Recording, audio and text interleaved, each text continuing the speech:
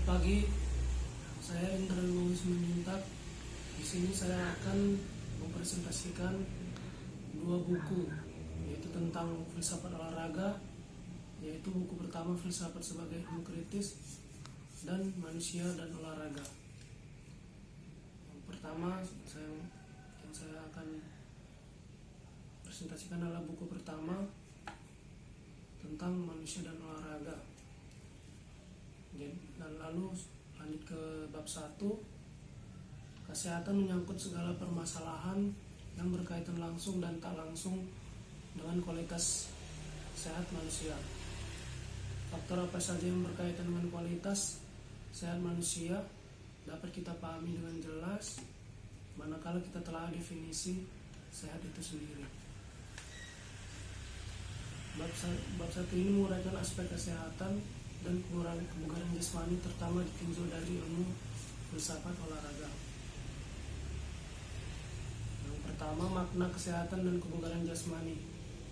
Sejalan dengan definisi yang dikemukakan Organisasi Kesehatan Dunia atau WHO, Departemen Kesehatan menjelaskan pengertian sehat yakni sejahtera jasmani, rohani, dan sosial, bukan saja bebas dari penyakit, cacat ataupun kelemahan. Kemudian B, pembinaan kesehatan. Pembinaan kesehatan pada faktor lingkungan termasuk bagian dari upaya pencegahan. Dengan demikian, upaya pencegahan mempunyai dua sasaran, yaitu yang pertama, usaha pencegahan berupa perbaikan faktor manusianya itu sendiri atau faktor intrinsik, dengan cara mengaktifkan unsur-unsur dalam tubuh manusia itu sendiri. Lalu yang kedua, usaha berupa perbaikan faktor lingkungan atau faktor ekstrinsik, dengan cara menghilangkan atau mengurangi sebanyak mungkin hal-hal yang menyebabkan sakit. Kemudian C, organisasi tubuh manusia. Sel merupakan kesatuan hidup terkecil pada manusia sejenis yang sama fungsinya bergabung membentuk jaringan seperti jaringan otot, jaringan tulang, jaringan saraf, dan sebagainya. Berbagai jaringan bergabung untuk membentuk suatu alat atau organ yang mempunyai fungsi khusus seperti jantung, paru, hati, dan sebagainya. Selanjutnya, berbagai organ dengan tugasnya masing-masing bergabung dalam satu ikatan kerja yang disebut sistema untuk melaksanakan fungsi tertentu. D, olahraga dan olahraga kesehatan.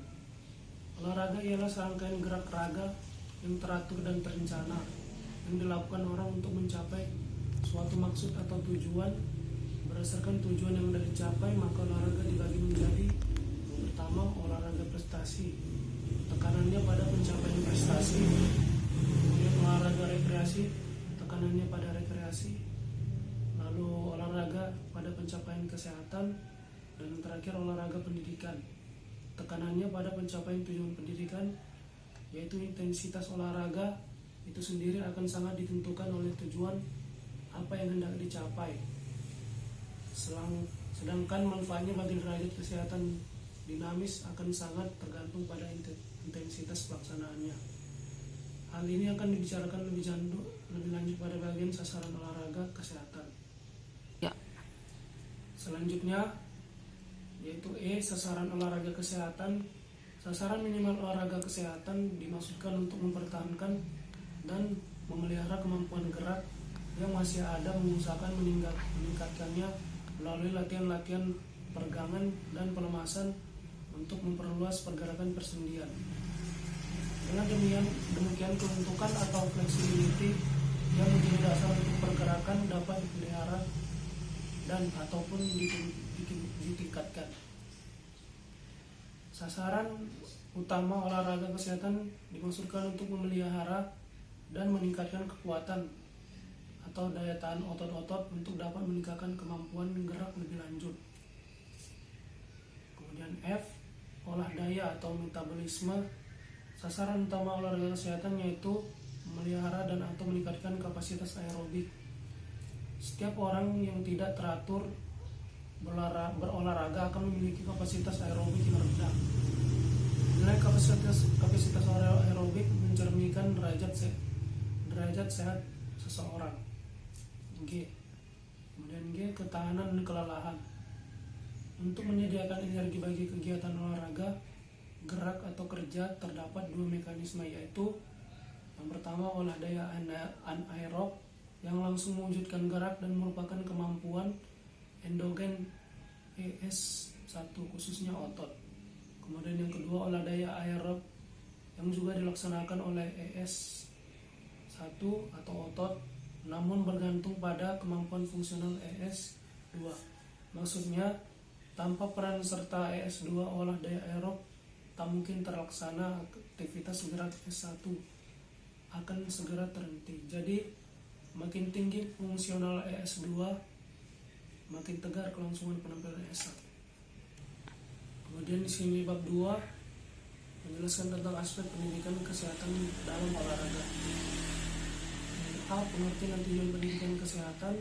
Yang dimaksud dengan pendidikan kesehatan ialah usaha sadar untuk menimbulkan permasalahan tingkah laku hidup sehat. Perubahan itu terutama pada diri seseorang yang kemudian mempengaruhi lingkungan masyarakat di sekitarnya. Dan B. Masalah kesehatan di Indonesia. Banyak masalah kesehatan yang kita hadapi dalam upaya meningkatkan kualitas manusia, lingkungan dan kehidupan yang layak. Masalah utama ialah status kesehatan masyarakat yang masih rendah. Gejala ini terungkap pada ciri-ciri umum, yakni tingkat kelahiran dan tingkat kematian bayi. Masih karena itu jika orang bertanya mengapa kita begitu banyak atlet berprestasi padahal banyak yang sedikitnya atlet yang berprestasi padahal penduduk kita tergolong banyak, yang tentunya persoalannya tanpa dari status kesehatan masyarakat. Dan C. Usaha pemecahan masalah kesehatan. Usaha pencegahan dilakukan terutama melalui peran serta masyarakat untuk waspada, untuk mencegah penyakit atau bahaya sebelum terjadi. Pelaksanaannya meliputi 3 tahap. Yang pertama pencegahan primer, pencegahan sekunder, dan pencegahan tersier. Selanjutnya apa yang dikerjakan pada setiap tahap itu? Tahap primer dilakukan pencegahan sedini mungkin melalui pendidikan, lalu pelaksanaannya diikuti dengan melalui kegiatan konkret seperti pemeliharaan lingkungan fisik, penambahan kekebalan fisik terhadap penyakit, dan peningkatan mutu gizi keluarga. Kemudian B. Bab 3, prinsip-prinsip latihan. A. Aspek-aspek latihan. Sebelum membahas prinsip latihan atau trainer, terlebih dahulu akan diuraikan secara singkat tujuan dan unsur yang dilatih dalam setiap aspek latihan agar kian jelas keterkaitan keempat aspek penekanan tujuan yang ingin dicapai. B. Definisi latihan. Sinternatis berarti bahwa latihan dilaksanakan secara teratur, berencana, menurut jadwal, menurut pola dan sistem tertentu. Metodis bersinambung dari yang sederhana ke yang lebih kompleks. Jadi latihan yang tidak memenuhi salah satu dari lebih persyaratan tersebut bukanlah latihan yang dilaksanakan secara sistematis, berulang-ulang, bahwa gerakan dipelajari harus dilatih secara berulang kali agar gerakan semula sukar dilakukan dan koordinasi gerakan yang masih laku menjadi kian mudah. Kemudian C. Prinsip-prinsip latihan. Agar prestasi dapat meningkat, latihan harus berpedoman pada teori serta prinsip latihan yang benar dan sudah diterima secara universal. Tanpa berpedoman pada teori serta prinsip latihan yang benar, latihan seringkali menjurus praktek malpraktik dan latihan yang tidak sistematis metodis sehingga peningkatan prestasi pun sukar dicapai. Kemudian bab 4, latihan kondisi fisik. Latihan kondisi fisik atau physical conditioning memegang peranan yang sangat penting untuk mempertahankan atau meningkatkan derajat kesegaran jasmani. Derajat kesegaran jasmani seorang menentukan kemampuan fisiknya dalam melakukan tugas sehari-hari. Kian tinggi derajat kesegaran jasmani seseorang, kian tinggi kemampuan kerja fisiknya. Dengan kata lain, hasil kerjanya kian produktif jika kesegaran jasmaninya kian meningkat.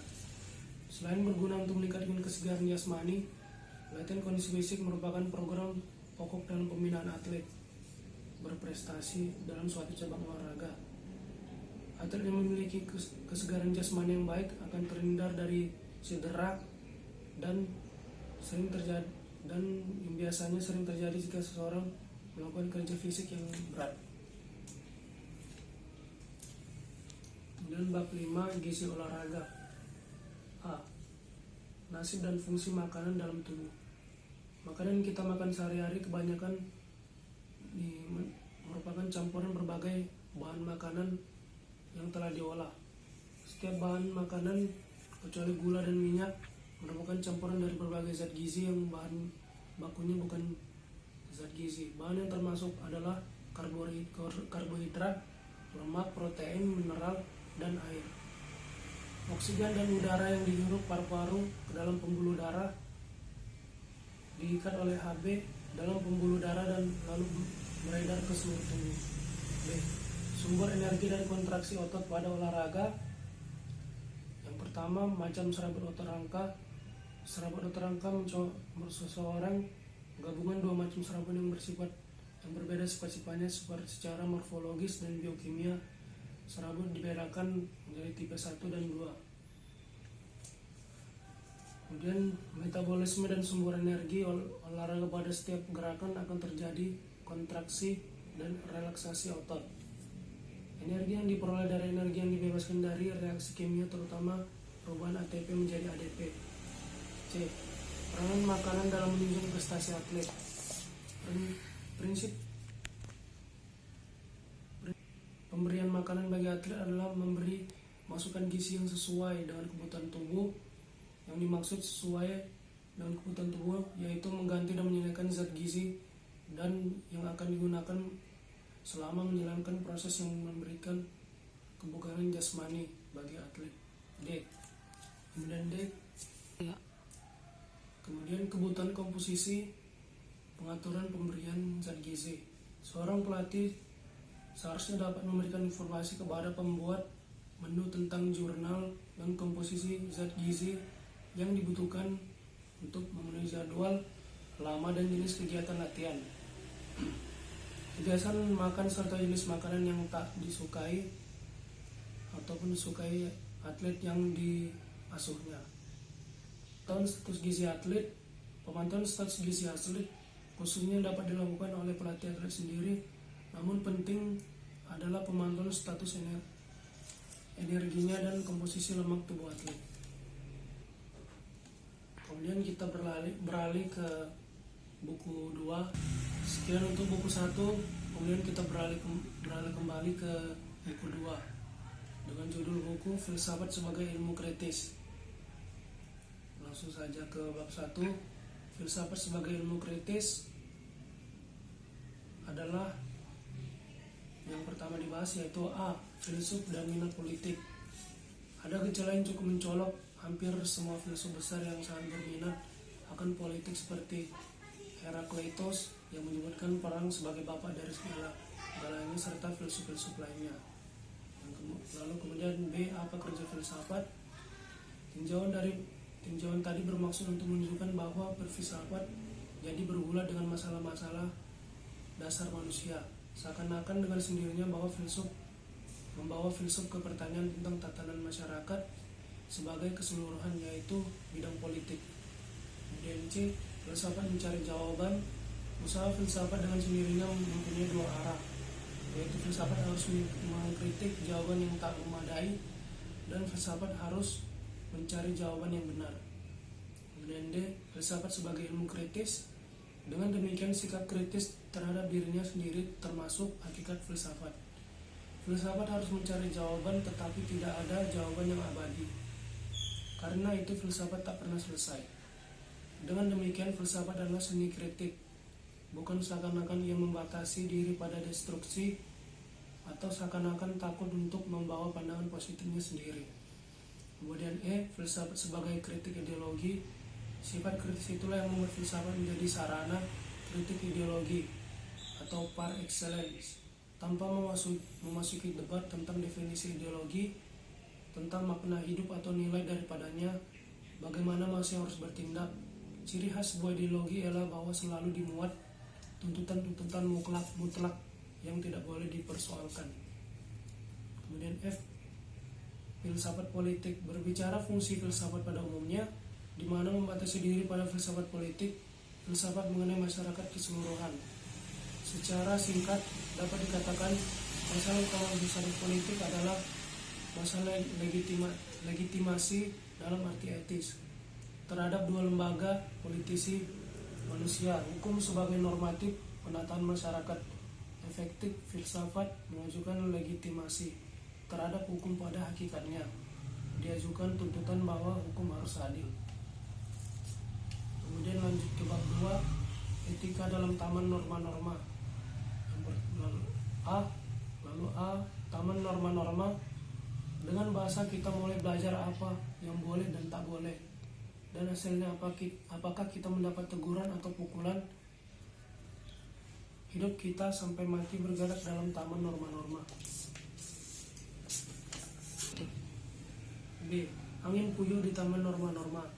Dalam masyarakat tradisional tidak ditemukan perpisahan antara norma-norma yang dipasang oleh masyarakat dan norma-norma moral dalam kesadaran individu. Norma tersebut dibatinkan. Kalau ada yang menyeleweng, ia sendiri akan merasa bersalah.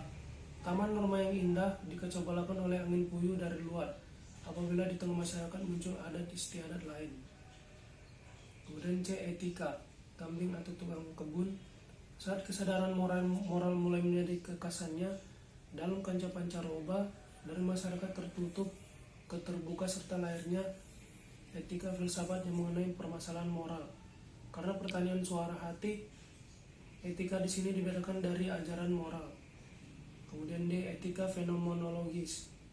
Terpecahnya kesatuan normatif masyarakat tertutup dalam keadaan norma-norma yang dipasang oleh masyarakat dan norma-norma yang disadari sebagai kewajiban batin, menunjukkan arah terjang bagi etika.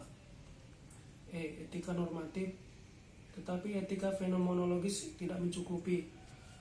Tidak cukuplah memastikan apa yang disadari sebagai norma moral. Kesadaran moral sendiri memuat kesadaran bahwa apa yang disadari sebagai kewajiban objektif. Norma-norma moral tidak dipasang sendiri oleh kesadaran individu, melainkan disadari sebagai kewajiban. F. Tukang kebun kebingungan. Jadi, etika normatif membersihkan kebun-kebun norma-norma dari norma yang tidak pada tempatnya, dengan membuka implikasi dari norma-norma itu. De facto, hampir semua masalah normatif muncul karena ada banyak pengandaian faktual yang bertentangan yang diandaikan dalam norma-norma itu. Kemudian bab 3, pendasaran keabsahan norma-norma moral. Etika dalam ilmu yang kritis, ia tidak boleh dicampurkan dengan sebuah sistem moralitas. Etika adalah filsafat yang mempertanyakan dasar rasional sistem-sistem moralitas yang ada. A. Mencari dasar keberlakuan norma-norma moral. Kita hidup dalam dunia yang ditentukan oleh tuntutan moral yang saling bertentangan atau sekurang-kurangnya alternatif. Moralitas tradisional terasa sering cocok dengan apa yang secara intuitif kita rasakan sebagai sikap moral tepat pada dewasa ini. B. Posisi utama dalam metaetika.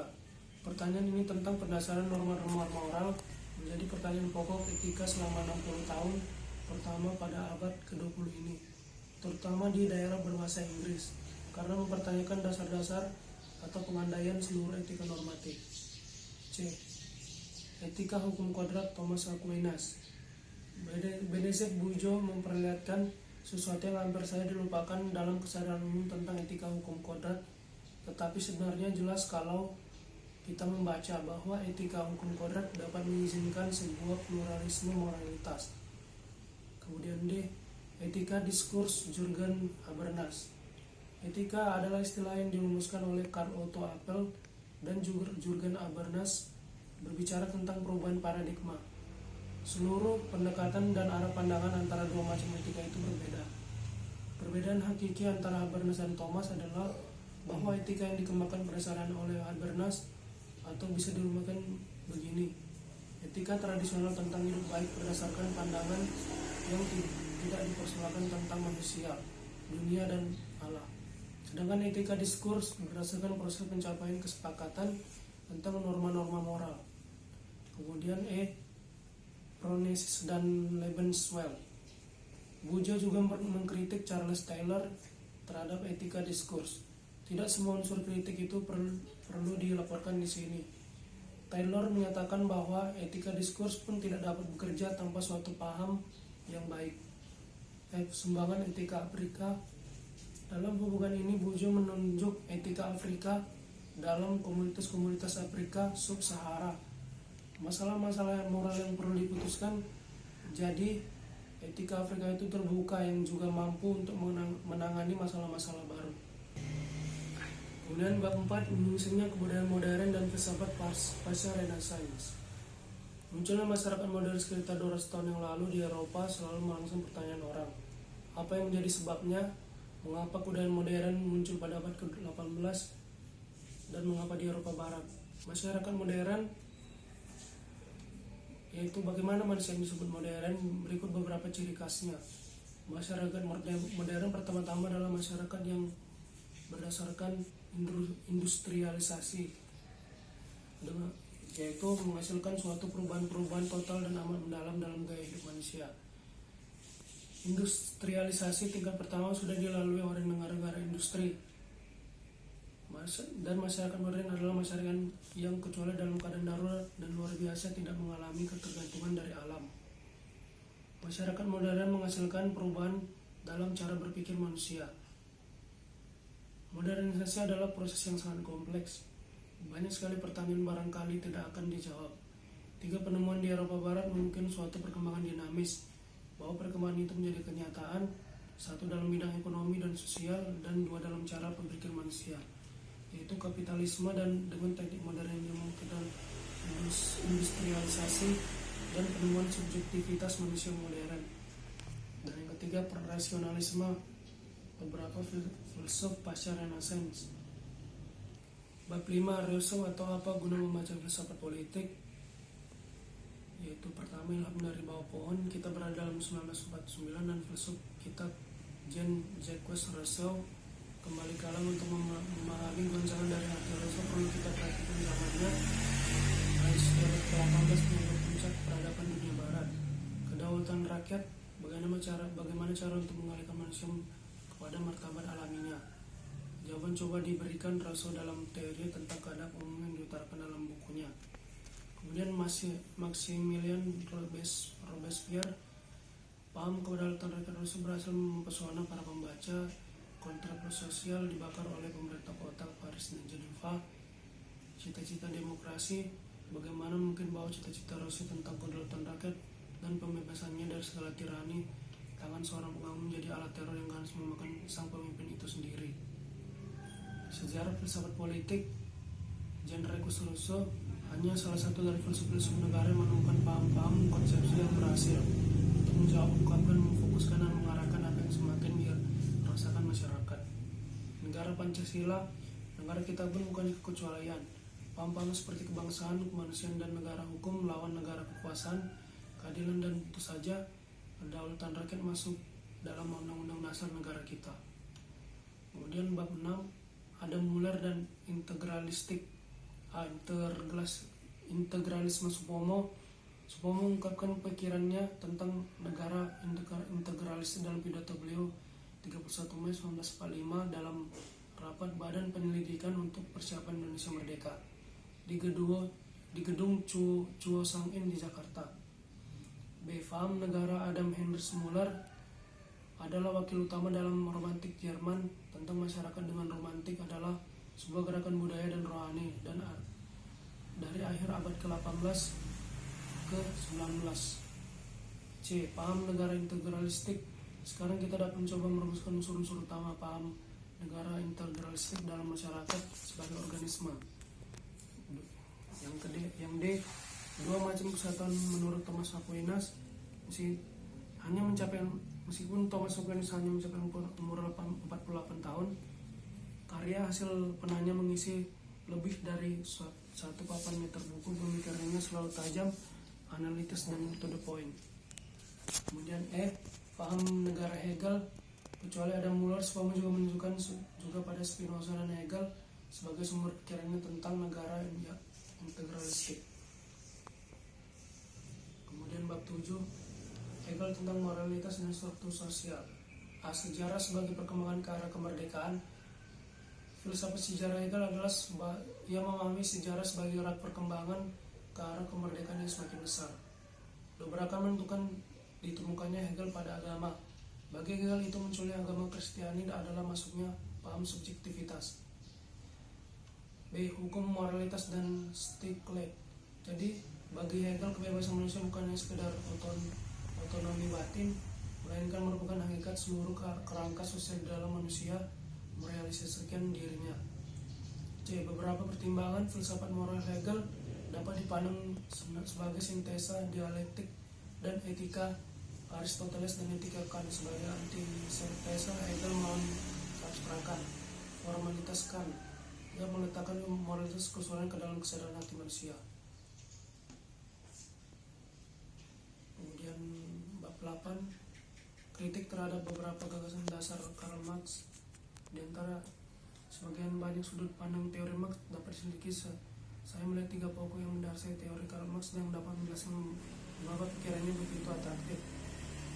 Yang pertama, imperatif kategoris tentang emansipasi manusia. Di sini Karl Marx dapat dirumuskan dalam kalimat ini: manusia harus diemansipasi. Kemudian B, manusia produk pekerjaannya sendiri, bahwa berlandaskan sebuah pengertian antropologis fundamental, manusia adalah hasil pekerjaan sendiri. Oleh karena itu harus memahami filsafat Marx tentang pekerjaan apabila kita mau mengerti teorinya. C, revolusi. Dengan analisis itu sekaligus memuat seruan agar hubungan-hubungan itu diubah. Marx menuntut revolusi. Marx merupakan hasil tak terelakkan berdasarkan hukum-hukum objektif. Perkembangan masyarakat dapat sekaligus dijadikan objek agitasi politik. Kemudian bab 10, Das Kapital, buku yang mengubah dunia. Barangkali ada buku yang dibahas, dipuja dan kecam. Das Kapital, karya utama Karl Marx, tidak punya perasaan bangga. Dalam catatan tambahan edisi kedua mengaku bahwa yang di sana sini main dengan Gabriel Sekel, filsuf tokoh idealis Jerman, yang sekaligus diserang dan begitu dikaguminya. Kelahiran yang susah payah. Padahal buku ini sudah ditunggu-tunggu oleh para pengikut Marx selama lebih dari 20 tahun. Berdasarkan hukum-hukum ekonomi kapitalis sendiri, bahwa kapitalisme masyarakat tanpa kelas, tanpa hak milik pribadi atas alat-alat produksi, dan tanpa pengisapan manusia, dan manusia merupakan hasil tak terelakkan dari sejarah. B. Ajaran tentang nilai lebih. Ada 2 hal yang membuktikan secara ilmiah dengannya pertama bahwa sistem kapitalis secara hakiki berdasarkan pengisapan tenaga kerja buruh. Kedua, sistem itu akan runtuh berdasarkan kontradiksinya sendiri. C. Tanggapan. Akan tetapi apakah argumentasi Marx itu meyakinkan? Memastikan bahwa ada hubungan antara tinggi upah dan kebutuhan buruh memproduksikan tenaga kerjanya, dan bagaimana biaya kebutuhan produksi itu mau diobjektifkan. Kemudian bab 11, teori kritis aliran Frankfurt. Tokoh-tokoh teori kritis paling jauh meninggalkan Marx, mereka juga disebut aliran Frankfurt karena mereka semula bercokol pada Institut Sozialforschung di Frankfurt, Jerman. Cara perhimpunan Frankfurt, mereka disebut sebagai teori kritik masyarakat. Kekasan teori kritis yang menyatakan pengaruh teori kritis menurut filsafat Martin Heidegger dan Ludwig Wittgenstein adalah bahwa teori kritis menjadi inspirasi bagi sebuah gerakan dalam masyarakat. Lika-liku teori Karl Marx. Perlu kita menelusuri lika-liku teori Karl Marx sendiri menjadi sumber inspirasi bagi Horkheimer dan kawan-kawannya. Sering dianggap seorang pemikir materialis, tidak tanpa alasan. Marx selalu menegaskan bahwa ia merupakan pewaris seluruh tradisi filsafat yang sebelum dia, khususnya pewaris idealis Jerman. Dia teori kritis sebagai usaha pencerahan. Sebagai teori kritis dinamakan Horkheimer dan Adorno mau menciptakan kesadaran yang kritis. Teori kritis pada akhirnya menjadi pencerahan. Teori kritis meninggalkan Marx. Teori kritis ialah bahwa teori itu di satu pihak meninggalkan kepicikan Marxis klasik, di lain pak dan tetap bertolak dari pengandaian fundamental Marx. Kemacetan teori kritis. Betapapun tepatnya analisis aliran Frankfurt terhadap masyarakat maju, teori ini justru gagal dalam klaimnya yang paling inti. Kemudian sosok pemikiran Jurgen Habermas. Gaya berpikir filsafat kritis juga adalah tokoh terkemuka zaman sini dari sebuah filsafat yang sejak 60 tahun silam. Kemudian bab 13, filsafat dan masa depan manusia. Dalam sebuah temu bicara 1903, filsuf Nikolaus Lobkowitz mengatakan, bahaya yang saya antisipasikan bagi filsafat adalah bahwa yang menjadi salah satu ilmu cukup besar dalam kegiatan universitas yang memang tidak sedemikian mahal, namun yang tidak mempunyai manfaat kecuali untuk mereproduksinya diri sendiri. Kebudayaan modern, kalau kita membandingkan kebudayaan tradisional dengan kebudayaan modern, kelihatan ciri khas kebudayaan tradisional yaitu merupakan suatu kesatuan di mana unsur-unsur kognitif, normatif dan ekspresif berdasarkan pada satu pandangan dunia yang hampir selalu ditentukan oleh agama. Realisasi untuk program pencerahan jalannya bukan mundur ke budaya pramodern, melainkan memperkuat usaha agar cita-cita sejati pencerahan direalisasikan secara menyeluruh. Filsafat. Lalu apa peran filsafat dalam upaya untuk memenangkan cita-cita kemanusiaan universal terhadap tekanan ke arah irasional dan sikap egois tak bertanggung jawab yang menjadi kuman dari sistem perekonomian menyeluruh yang maunya otonom. Kemudian filsafat di Indonesia tidaklah mudah memperkenalkan diri kepada orang asing. Dalam sebuah resepsi kedutaan sebagai filsuf, meskipun tidak diperlihatkan, namun sering reaksi lawan bicara dapat dicium. Ia menganggap kita termasuk satu kategori pada paranormal, dan dalam hati bertanya-tanya apakah negara berkembang seperti Indonesia tidak membutuhkan ilmuwan lain daripada filsuf.